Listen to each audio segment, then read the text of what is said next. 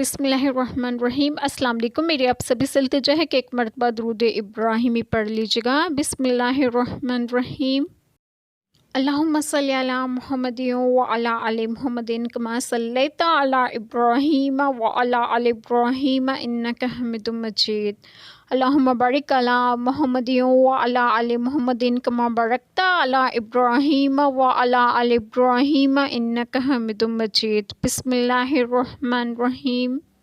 یہ ہم تم پر پڑھتے ہیں کچھ آیتیں اور حکمت والی نصیحت۔ عیسیٰ علیہ السلام کی کہاوت اللہ کے نزدیک آدم علیہ السلام کی طرح ہے۔ اسے مٹی سے بنایا پھر فرمایا ہو جا، وہ فوراً ہو جاتا ہے۔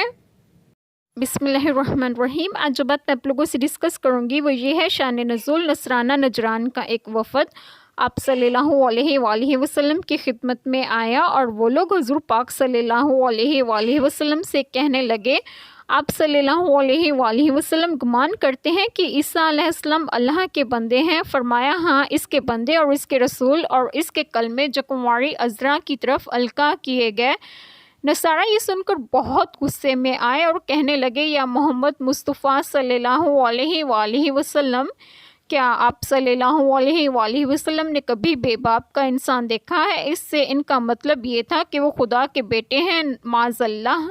اس پر یہ آیت کریمہ نازل ہوئی اور یہ بتا دیا گیا کہ حضرت عیسیٰ علیہ السلام صرف بغیر باپ ہی کے ہوئے اور حضرت آدم علیہ السلام تو ماں اور باپ دونوں کے بغیر مٹی سے پیدا کیے گئے تھے۔ تو جب انہیں اللہ تعالیٰ کی مخلوق اور بندہ مانتے ہو تو حضرت عیسیٰ علیہ السلام کو اللہ تعالیٰ کی مخلوق کو بندہ ماننے میں کیا تعجب ہے؟ اللہ تعالیٰ ہم سب کے تمام گناہوں کو معاف فرمائے اور ہمیں صراط مستقیم کی راہ پر گامزن کریں، اور آپ سب کو آپ کے گھروں میں خوش و خرم رکھیں اور صحت و تندرستگی بھی دیں۔ آمین۔ جزاک اللہ خیر۔